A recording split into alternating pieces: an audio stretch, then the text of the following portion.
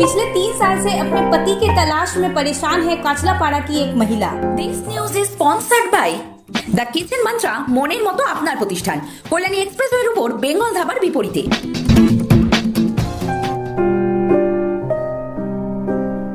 क्या समस्या क्या है आपका? मेरा समस्या है कि 3 साल से मेरे हस्बैंड गायब है और लापता है और अभी तक कहीं उनका खोज नहीं मिला है और थाना भी कोई काम नहीं कर रहा। ये मेन प्रॉब्लम है और हमको डाउट है कि इसमें थाना मेरे ससुराल वाले का थोड़ा हेल्प आउट करके उन लोगों का साथ देकर इस चीज को आगे खोज नहीं किया जा रहा है। यही तो हमको ये डाउट है कि मेरे ससुराल वाले इन्वॉल्व है पूरी तरीके से। डाउट नहीं, हमको पूरा यकीन है कि मेरे ससुराल वाले ही उनको कोई दबाव देके यहाँ से भगाए। तो हम लोग एक्चुअली स्टार्टिंग की बात अगर बताएं तो स्टार्टिंग के बाद हम अपने ससुराल में ही रहते थे। खिटपिट होने लगा था कुछ पैसा के डिमांड को लेके, जमीन जायदाद को लेके, और पहले से मेरे घर से यहाँ से पैसा जाता था। पहले हम काम डिमांड कौन करता था? ससुराल वाले, स्पेशली मेरे सास और देवर। किस बात का डिमांड, किस बात का पैसा? बता रहे हैं एक्चुअली शादी के पहले से हम काम करते थे, तो शादी के पहले से उनको हम पैसे, क्या काम करते थे? वर्क फ्रॉम होम करते थे। ठीक है, एक कंपनी में मीनाक्षी का कंपनी का नाम है, यहाँ वर्क फ्रॉम होम प्रोवाइड करना होता है, वो काम हम करते थे। ठीक है, तो वो काम से जो भी सैलरी मिलता था, मेरे पापा तो मम्मी तो लेते नहीं थे, हमारा ही पास रहता था, तो हम खर्चा सारा ससुराल में करते थे शादी के पहले से। तो उनको आदत लग गया था, मतलब मेरे से पैसे लेने वेने का चलता रहा। और शादी के बाद हम काम छोड़ दिए थे लॉकडाउन के टाइम पे। मेरे हस्बैंड का भी काम रुक गया था लॉकडाउन पीरियड के टाइम पे, तो उन लोगों को कुछ पैसे का प्रॉब्लम हो रहा था, तो वो डिमांड करने लगे मेरे पापा से। लोग हाली शहर में देख के रखे थे कोई जमीन, उन लोगों को जमीन लेना था। शादी के पहले से वो लोग प्लानिंग कर रहे थे, तो हमको थोड़ा भनक लगा कि लालच है, तो हम बोले कि ठीक है, आपको अगर घर ही लेना है, घर बनवाना मेरे लिए। वो दिखा रहे थे कि तुम कैसे वहाँ पे रहोगी, तो मेरे पापा ने डिमांड की कि ठीक है, हम बना तो देंगे, हम ही खर्चा करेंगे, आप जहाँ रहते हैं वहीं पे हम लोग बना देते हैं। वहाँ मतलब हम नहीं रह पाओगी इस घर में। तो पापा बोले ठीक है, हम कहीं और जमीन बाद में लेंगे, पहले अभी यहाँ एडजस्ट तो करें, नया नया शादी हुआ है, पहले यहाँ रहने तो दीजिए उसको, उस बात का देखा जाएगा। सब बना शुरू हुआ था ससुराल से आपका? जैसे जबकि देखे कि शादी के बाद से ही 2-3 दिन के बाद से देखा गया कोई तो 2000 में से काम करना पड़ेगा, मतलब मेरे हस्बैंड और वाइफ में से कोई को तो काम करना पड़ेगा। वो लोग दिखा रहे थे कि देखो दोनों का शादी हुआ नया नया, तो अगल बगल के लोग बोल रहे हैं कैसे चलेगा। तो उनका दबाव अपने बेटे की तरफ कम था, मेरे तरफ ज्यादा था कि हम काम करें उस टाइम। तो कौन दबाव करता था? मेरी सास और देवर वो ड्रामा करते थे, मतलब आपके घर में रोते थे कि भाभी देखिए बाहर ये सब बोला जा रहा है। स्पेशली काका का नाम मेंशन करते थे कि काका हमको मंदिर में बुला के बोला जा रहा है कि तुम्हारे घर में शादी भी हुआ है और दोनों ही काम नहीं करते, मतलब जॉबलेस है। आपका हस्बैंड क्या करते थे? जब शादी हुआ तब तो लॉकडाउन था, तो जॉब छूट गया था। उसके पहले वो दिल्ली में थे, मैनेजमेंट का कोई काम कर रहे थे, तो उस दौरान हम काम कर रहे थे। तो शादी के तुरंत बाद ही वो जो प्रेशराइज मिलने लगा पैसा के लिए, जमीन के लिए, वो मतलब थोड़ा खटकने लगा। ऐसी चीजें घर में हुई जो कॉन्फ्लिक्ट तैयार किया। जैसे कि मेरे पापा बीच बीच में आते थे, पैसा वैसा डिमांड करते थे ये लोग कि आपकी बेटी को खाना मतलब दूध चाहिए, तो ये खाना खाती है, तो इस चीज के लिए मेरे पापा से पैसा मांगे, मतलब इनडायरेक्टली कि आपका बेटी को अलग से दूध खाना है, तो ये अलग खाती है, मतलब ऐसा दिखाया कि उनकी जिम्मेदारी हम नहीं है। शादी के बाद भी मेरी जिम्मेदारी मेरे बाप का ही है और वही हमारा पैसा खर्चा सब कुछ देंगे। तो ये चीजें थोड़ी थोड़ी चीजें ऑब्वियसली हमको खराब लगता था, चीजों में बातें होती थी, तो हम ये हमारे हस्बैंड और हमारे बीच की झगड़ा होता था। तो उन लोगों का कहना है कि आप लोग यहाँ से हटके दूसरी जगह जमीन ले लीजिए हाली सर में, तो वही झगड़ा हुआ था। जबकि मेरे सास ससुर जो भी है, ऊपर के काका ससुर, सास काकी सास, सब कोई पूरी गए हुए थे और घर पे सिर्फ हम थे, हमारे हस्बैंड थे और देवर छोड़ के गए थे। ठीक है, और इस बीच उस दिन भी वो लोग झगड़ा किए, वो लोग मतलब मेरे हस्बैंड और मेरे देवर, और फिर हमारे पर्सनली हम और हमारे हस्बैंड झगड़ा कर रहे थे हमारे रूम में इसी टॉपिक को लेके, पैसे वैसे को लेके। तो उस टाइम मिंटू दरवाजा नॉक करके वो अंदर घुस के गाला गाली देके हमको मारा था। ठीक है, उस टाइम भी वो पहले हमारा एफआईआर करने के पहले वो जाके थाना में सरेंडर कराया था। सोचिए, अगर वो हमको मार रहा है और खुद ही जाके थाना में सरेंडर कर रहा है, थाना वाला बिना उसको बैठाए या कुछ भी उससे क्वेश्चन आंसर किया उसको भगा दिया जा रहा है। फिर हम लोग जब जा रहे तो थाना वाला ये सजेस्ट कर रहा है कि आपका नया नया शादी हुआ है और अगर आप देवर के नाम पे एफआईआर करते हैं तो आपका हस्बैंड के नाम पे भी एफआईआर होगा। यही तो हस्बैंड वहाँ प्रेजेंट थे, ये तो वो सरेंडर करने आया था, तो उसको एटलीस्ट इंतजार करना चाहिए थाना को, उनको क्वेश्चन आंसर करना चाहिए कि आप किस बेसिस पे अपने भाभी पे हाथ उठाए। उस टाइम भी कुछ नहीं हुआ था, तो हम जीडी करा के उस वक्त छोड़ दिए थे। चिड़ी कराने के बाद हम अपने घर आ गए थे। जेही तो ससुराल में कोई नहीं था और रिक्स भी था कि वहां जाने फिर से अगर देवर फिर से मारने वाले तो मेरे घर पे इंतजार किया गया 2-3 दिन तक, जब तक मेरे सास वापस ना आ जाए। मेरे सास लोग वापस आने के बाद उनका एक कहना था कि जरूर मेरी बहू कुछ की है, तभी मेरा बेटा मतलब उस पर हाथ उठाया। फिर हस्बैंड वाइफ में कुछ भी अगर प्रॉब्लम होता है तो मेरे ससुराल में देवर ननद भी मारपीट कर सकते हैं और आपको मार पीट सकते हैं। इसका जस्टिफिकेशन उस घर के बड़े ले रहे हैं। स्पेशली मेरी सास का कहना है कि अगर बहू कुछ कर रही है हस्बैंड के साथ पर्सनली तो इस पे आप छोटे ननद और देवर भी मार पीट सकते हैं। तो ये जस्टिफिकेशन देने के बाद मेरे हस्बैंड और हमने डिसाइड किया कि मतलब अलग रहना है। तो यही तो हमारे हस्बैंड और मेरे दोनों के पास जॉब नहीं था, कोई रूम नहीं था, कुछ पैसा नहीं था, तो मेरे पापा यहाँ पे एक रूम दे दिया हम लोगों को कि तब तक आप लोग जब तक सेटल डाउन नहीं हो जाते तब तक आप यहाँ रह सकते हैं। तो हम लोग यहाँ पक्का 2-3 महीना स्टार्ट किए। फिर हमारा प्रेगनेंसी कंसीव हुआ। उसके बाद हम दोनों ने डिसाइड किया कि जनाते घर पे जनाने के बाद आना जाना, फिर हम वहाँ रहने भी लगे कंटिन्यू। मई, जून, जुलाई, अगस्त के लगभग 4 महीना हम वहाँ रहे ससुराल में। उसके बाद 7वां-8वां महीने में मेरी सास बोली कि अब आप डिलीवरी के लिए अपने घर जा सकते हैं, वहाँ पे रहिए। तो हम अपने हस्बैंड के साथ ही यहाँ रहने लगे 3 महीना। उसके बाद बाबू का डिलीवरी हुआ। फिर मेरी सास का आना जाना हुआ मेरे घर पे। सास का ननद का मेरे बाबू को देखने के लिए, तेल लगाने के लिए या कुछ भी उनका सेवा करने के ऐसे आने लगे। उस बीच उनका वो जो है कि हर चीज का इंटरफेरेंस फिर से स्टार्ट हो गया। जो स्टार्टिंग वाला था कि मेरा बेटा से दूध क्यों बनवा रही है बच्चे का, मेरे बेटे से तुम उसका कपड़ा क्यों धुलवा रही हो। मेरा सर्जरी हुआ था, ठीक है, तो सर्जरी के टाइम पे बेड रेस्ट लिखा गया था। फिर उनका कहना था जी तो उनको कुछ मुद्दा नहीं मिल रहा था हस्बैंड वाइफ में क्रिएट करने का, तो उसका एक नया मुद्दा क्रिएट किया गया कि बच्चे का कपड़ा क्यों धुलवा रही हो, बच्चे को दूध क्यों बनवा रही हो मेरे बेटे से। कहा कोई बाप अपने बच्चे के लिए सब कर रहे हैं तो ये टॉर्चर ही है। ये काम भी मेरे हस्बैंड के वो लोग करते थे। तो किसका कपड़ा धोते थे आपका हस्बैंड? इसलिए बच्चे का कपड़ा धोते थे और बच्चे का दूध बनाते थे क्योंकि हम बेड रेस्ट पे थे। और इससे मेरी मम्मी भी बहुत मदद की है मेरे बाबू होने के बाद। मेरे सर्जरी के टाइम पे मेरी माँ, भाभी, खाना वाना तो मेरी भाभी मम्मी बना के देती थी। खाना वाना तो ना हमको बनाना पड़ता था ना मेरे हस्बैंड को बनाना पड़ता था। और ना ही हमारे पास जॉब था, तो वो भी ना बाहर जॉब करने जाते थे ना हम करने जाते थे। रहा बच्चे की थोड़ी सी देखभाल की तो अगर चंदन जी करते थे, बच्चे के 2-4 कपड़ा धो लेते थे, रात को दूध बना देते थे बोतल वाला। तो इस चीज को कॉन्फ्लिक्ट में बनता गया। बेटी के साथ टॉर्चर हो रहा है, उसके साथ बहुत ही अत्याचार हो रहा है। आपका हस्बैंड का नाम क्या है? चंदन उपाध्याय। सासू माँ का नाम? बसंती उपाध्याय। ननद भी है? हाँ, पूजा उपाध्याय और स्नेहा उपाध्याय।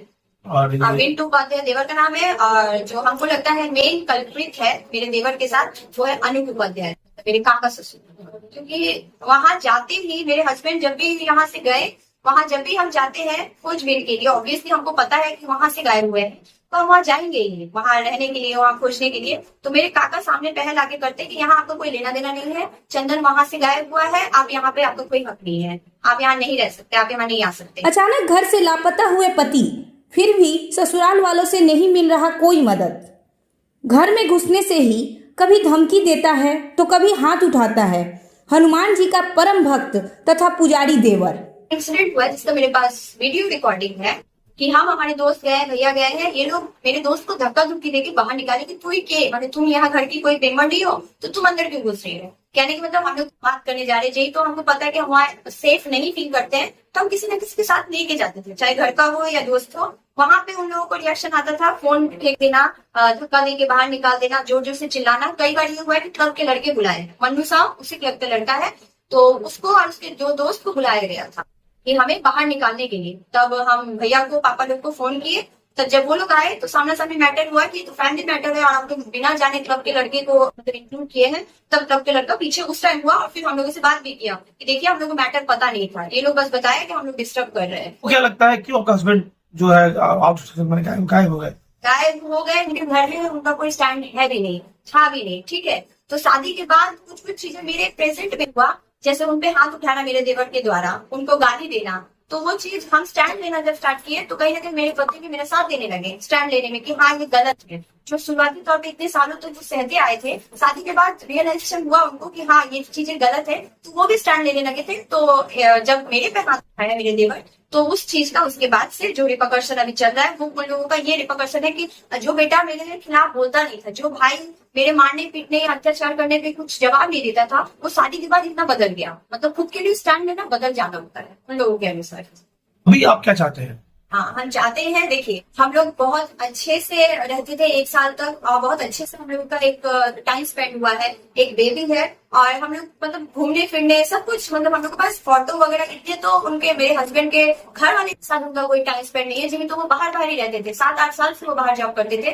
घर पे उनका कोई लेना देना नहीं है। उनके घर के लिए वो बड़ा बेटा था सिर्फ मतलब पैसे के लिए, बोल सकते एटीएम मशीन बोल सकते हैं उनको। और हम भी दोबारा उनके वाइफ के तौर पे एक एटीएम मशीन ही ऐड हुए थे उन लोगों की नजर में। तो उन लोगों का कोई खास प्रभाव है नहीं, अपने बेटे के लिए अटैचमेंट कुछ है नहीं।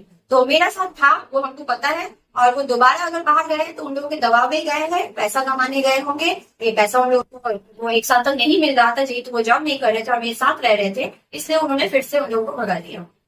हम तो जिस दिन वो गए तो वो बताए ना कि मनु साहब बोल के कॉल आया था कि हम थाना से बोल रहे हैं, आपका हस्बैंड का डेड बॉडी मिला है लहटी स्टेशन में। तो वो भी फोन मेरे सास के नंबर से आया है और वो ऑटोमेटिक रिकॉर्ड मेरे फोन पे ऑलरेडी है, अभी तक है, ठीक है। तो और मन्नू भी विटनेस है, मन्नू साहब वो बोल चुके हैं कि भाभी उस टाइम हमको आधा कहानी ये लोग सुनाया था, ऐसे ऐसे बोलने बोला था तो हम बोल दिए थे। उसने सॉरी भी बोला है और वो बोले भी है कि आपको जहां मदद लगेगा हम वहां खड़े रहेंगे भाभी उन लोगों के खिलाफ बोलने के लिए, क्योंकि वो लोग हमको झूठा मतलब केस में फंसा रहे हैं। मतलब थाना बोल के ये बताया कि डेड बॉडी है, मतलब डे 1 से वो लोग दिखाना चाह रहे हैं कि मेरे हस्बैंड मर चुके हैं। और जब बीच बीच में हम जाते हैं उनके घर तो बोलते पता ना हमारा बेटा जिंदा भी बाकी ना। मेरी कहने का मतलब है कि आप ये ऑलरेडी दिखा रहे हैं कि आपका बेटा नहीं है, तो इसका मतलब हमको पूरा उन लोगों पे शक है कि वो लोग या तो उनकी दूसरी शादी कराने की सोच रहे हैं या फिर उनको मार दिए होंगे। ये मेरा कहना है, क्योंकि अधर में है भविष्य। 3 साल के बच्चे को लेकर फिलहाल किसी तरह मायके में ही गुजार रही है जीवन। ऑब्वियसली वो कुछ भी करा सकते हैं, दूसरे शादी भी करा सकते हैं और उनकी हत्या भी करा सकते हैं। तो हम चाहते हैं कि एनी हाउ करके अब उनको खोज किया जाए। 3 साल तक हम पब्लिकली इस चीज को नहीं किए, ये सोच के कि हमें तो पता है कि मेरे ससुराल वाले भगाए हैं, तो हम ससुराल वाले को ही मतलब जाके अच्छे से बात करते थे, जो वो चाहते थे वो करते थे, माफी मांगते थे और रिक्वेस्ट करते थे, ये सोच के कि वो लोग बदल जाएंगे। लेकिन जब 3 साल होने के बाद भी उन लोगों का रवैया चेंज नहीं हुआ, प्लस और ज्यादा धमकी वमकी देने लगा हमें कि तुम यहाँ आओगे तो तुम्हारा कुछ ऐसा कर देंगे, वीडियो वायरल करेंगे, तुम्हारा मतलब कुछ भी कुछ गलत वो शब्द यूज किया है जो हम कैमरा में अभी नहीं बोल पा रहे हैं, तो ये कर देंगे अगर तुम घर आओगी तो। इसमें शामिल अनूप उपाध्याय मेरे काका ससुर भी है। तो ये सब होने के बाद फिर हमको रियलाइज हुआ कि वो लोग कभी चेंज नहीं होंगे और मेरे हस्बैंड को जब तक कि हम जोड़ नहीं देंगे वो यहाँ पे नहीं आ सकते, नहीं ला पाएंगे। और पता भी नहीं है कि वो जिंदा भी है कि नहीं या उनकी हत्या कर दी गई है, क्योंकि उन लोगों के लिए आम बात है। यूपी में उनके नाम से, मेरे देवर के नाम से ऑलरेडी केसेस चल रही है कि वो मारपीट करता था। अपने जीजा जी है जो मेरी बड़ी ननद है उसको भी वो पीटे हुए थे यूपी में, जी। तो उनके और उसके हस्बैंड के बीच मतलब मेरे ननद और हस्बैंड के बीच लड़ाई हुआ था, तो उस टाइम भी मेरा देवर उस पर हाथ उठाया था, मतलब मेरे नंदोसी मतलब हस्बैंड पे हाथ उठा के वहां पे से भाग गया। यानी कि आप कहना चाहते हैं कि या तो आपके हस्बैंड का अपहरण कर लिया गया है या उन्हें उनका हत्या कर दिया गया है। हत्या कर दिया। ये कौन कर सकता है? इतने साल हो गए और ये कौन कर सकता है? ससुराल वाले कर सकते हैं। स्पेशली मेरा जो देवर है मिंटू उपाध्याय, उसका इस चीज पे पूरा हाथ हो सकता है, क्योंकि उसका शुरू से ही इस क्राइम में इन्वॉल्वमेंट है। चाहे किसी को धमकी देना, चाहे वो अपने रिलेशन में धमकी दे रहे हैं, अगर कोई हमको मदद कर रहा है, कोई हमको बता रहा है कि भाभी हाँ यहाँ पे आए थे भैया या यहाँ पे देखा गया है, हमको जैसे पता चला वैसे क्वेश्चन करने जा रहे हैं अपनी सोसाइटी में, तो इन लोगों को पता चल जा रहा है कि हमको पता चल गया, तो वो लोग धमकी दे रहे हैं। तो उनका मिंटू उपाध्याय का शुरू से क्राइम में इन्वॉल्वमेंट है। भले वो सामने से पंडित या पूजा पाठ का पुजारी दिखा रहे हैं, लेकिन पीठ पीछे उसका वो क्राइम पे पूरा अगर छानबीन किया जाए तो उसका सच्चाई पता चलेगा, ये हमको पूरा यकीन है। ये कहाँ पूजा पाठ कराते हैं लोग? हनुमान मंदिर है हाईवे पे, जेएस कॉलेज के पीछे जो हाईवे है, हनुमान मंदिर में पूजा कराते हैं। और ऑब्वियसली मतलब वो बहुत ही भद्र है, लेकिन अगर सच में थाना और पुलिस जो भी है प्रशासन जानकारी मतलब रखे या छानबीन करे तो पता चलेगा कि कितना बड़ा क्राइम कर रहा है। और यूपी में भी बहुत जगह मारपीट करके रखा हुआ है अपने घर में।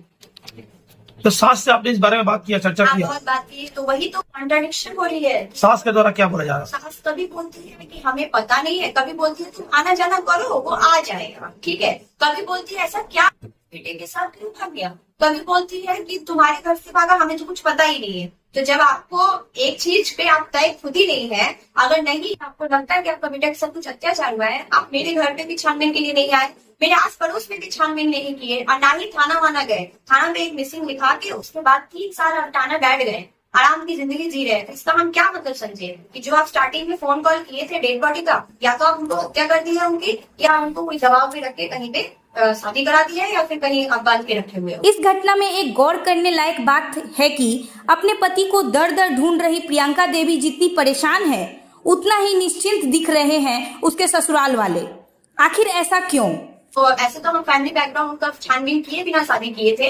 तो जब वो उनके जाने के बाद जब हम बैकग्राउंड जाने कि उनके दादा 3 शादी किए हुए थे, उनके काका लोग 2-2 शादियां करके रखे हुए, उनके पापा 2 शादी करके रखे हुए। ये हम नहीं, ये पूरा मतलब आप बोल सकते काचा बड़ा जानता है कि उनके दादा 3 शादी, काका 2-2 शादी किए। तो ये सब बात हम रखे अपनी तरफ से पत्नी होने के नाते कि क्या ठीक है अपनी बेटी को दूसरे शादी कराने बना रहे हैं। तो मेरी सास का एक वो प्राउड वाला था कि पीछे दम था तो 2-2 3-3 बीवियां रखी है, इसमें क्या गलत है। 3 साल से लापता है। जी। 3 साल के बाद अचानक इतना सक्रिय क्यों हो गया खोजने में?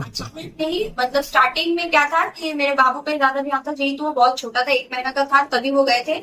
तो देखिए जी तो अब 3 साल हो गया। पहले हमारा क्या था कि हम उम्मीद में थे कि हमारे ससुराल वाले का एक डिमांड था पैसे वैसे का, जमीन वमीन का, तो वो चीज सॉल्व किया जा सकता था। तो वो उम्मीद में हम थे कि चलो वो लोग अगर कुछ डिमांड रखते हैं हस्बैंड को सामने लाके तो वो फुलफिल किया जाएगा। लेकिन अब जी तो हमको पूरा एक डाउट जा रहा है कि उनकी हत्या हो सकती है, किया जा सकता है। तो अब मेरे बच्चे का एडमिशन के बाद उसको हम स्कूल जाने देंगे, हम जा रहे हैं उसको लेने। तो इसके बाद हो सके मेरे बच्चे पे भी वो लोग किसी भी तरीके का अटैक करे या किसी भी तरीके का उसको नुकसान पहुंचाने की सोचे, ये उन लोगों के द्वारा किया जा सकता है। ये डर हमें हमारे ऑफिस से मेरे हस्बैंड जो भी हुआ है हस्बैंड के साथ, उसको देख के हमको ये डर बैठ गया है अब कि अब ये चीज मेरे साथ भी हो सकता है। जी तो हम अब सवाल उठाना कोशिश किए, तो अब पब्लिकली हम जी तो सवाल उठा रहे हैं। तो हमको ऑफिस से मेरे घर पे भी बोला जा रहा है कि अब एक डर बना है उन लोगों की तरफ से कि वो लोग इनडायरेक्टली किसी न किसी तरीके से हम पे भी अटैक कर सकते हैं और मेरे बच्चे को भी। तो हम एक कंक्लूजन पे अब आना चाहते हैं। इतने दिन से कंफ्यूजन में थे कि वो लोग का डिमांड है, ठीक हो जाएगा, उम्मीद था। लेकिन अब हम चाहते हैं कि अब हमारा अपने बच्चे के फ्यूचर के लिए,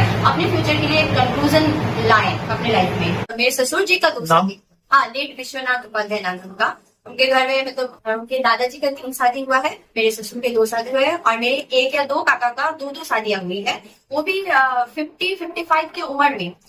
ये हमको सुनने में आया कि जो घर में काम करती थी, काम वाली जो भी थी सर्वेंट, उसके साथ 55 साल की उम्र में उनके मतलब काका एक घर है यहीं पे रहते काशीपाड़े में, उनकी शादी हुई।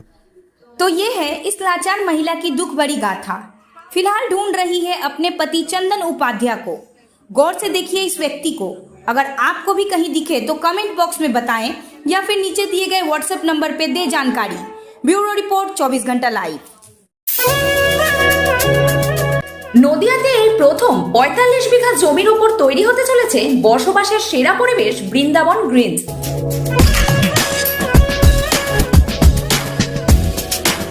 অর্থমন্ত্রক ভারত সরকারের নিলামী প্রক্রিয়া দ্বারা অনুমোদিত জমি এবার আপনার হাতে তুলে দেবে লাখুটিয়া গ্রুপ, তাও আবার অল্প মূল্যে। এখানে একেবারে মনোরম পরিবেশের মধ্যে থাকছে পুজোর বেদি সহ মন্দির, জলাশয় ও swimming pool, sitting area, working area ও চিলড্রেন পার্ক, কমিউনিটি হল ও জিম ছাড়া আরো অনেক কিছু যা আপনার জীবনযাপনকে বানিয়ে দেবে অতি উত্তম। নদিয়া জেলার মদনপুর স্টেশন থেকে মাত্র 2 মিনিটের দূরত্বে আলাইপুরে এই বৃন্দাবন গ্রিনসে একদম অল্প মূল্যে জমি কিনতে শীঘ্রই যোগাযোগ করুন এই নাম্বারে। সীমিত সময়ের জন্য কিস্তিতেও দেওয়া হবে জমি।